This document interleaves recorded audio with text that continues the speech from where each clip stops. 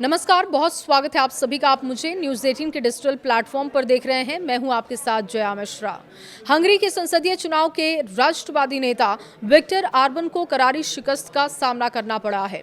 16 साल तक सत्ता संभालने वाले ऑर्बन ने कंजर्वेटिव नेता पीटर माग्यार के सामने हार स्वीकार कर ली है।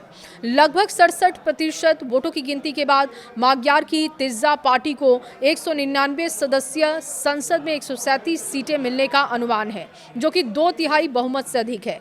आधिकारिक चुनाव परिणामों के अनुसार रविवार को हुए मतदान में रिकॉर्ड 77.8% मतदान रिकॉर्ड हुआ और ऑर्बन ने पत्रकारों से कहा कि चुनाव परिणाम दर्द भरे हैं, लेकिन स्पष्ट और समझ में आने वाले हैं।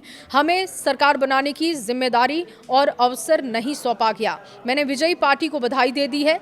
रिकॉर्ड तोड़ हुई वोटिंग, इस चुनाव में जनता का जबरदस्त उत्साह देखने को मिला है। मतदान प्रतिशत 77.8% तक पहुंचा, जो कि एक रिकॉर्ड है। राजधानी बुडापेस्ट में magyar समर्थक के बीच जश्न का माहौल दिखा, जबकि ऑर्बन की पार्टी फिदेश के समर्थक शांत दिखाई दिए।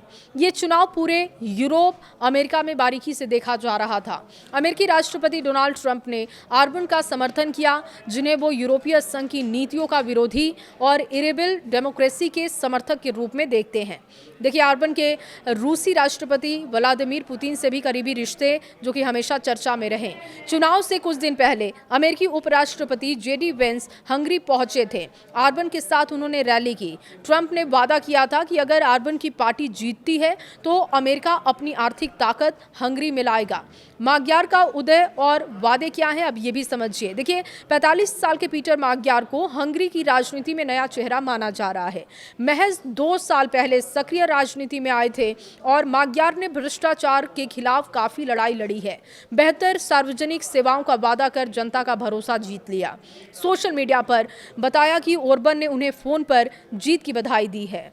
पीटर magyar ने भ्रष्टाचार के खिलाफ लड़ाई लड़ी, बेहतर सार्वजनिक सेवाएं, आर्थिक स्थिरता के वादे भी जनता से किए। आर्थिक मंदी के बावजूद उन्होंने ऑर्बन के खिलाफ व्यापक समर्थन जुटाया। भले ही चुनावी व्यवस्थाएं ऑर्बन के पक्ष में झुकी हुई दिखी थी, लेकिन magyar के समर्थक बुडापेस्ट में उत्सव मना रहे थे।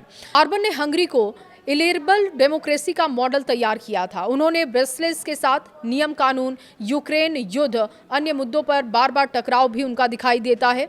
चुनाव अभियान में उन्होंने यूक्रेन को शत्रुतापूर्ण बताया।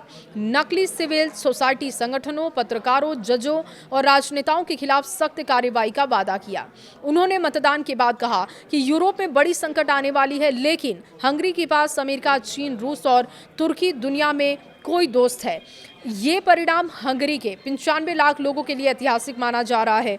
देखिए, magyar अब भ्रष्टाचार मुक्त प्रशासन, यूरोपीय संघ और नाटो के साथ बेहतर संबंध बनाने का वादा कर रहे हैं। परिणाम अभी अंतिम नहीं है, लेकिन रुझान साफ है कि हंगरी में 16 साल के लंबे ऑर्बन युग का अंत हो चुका है।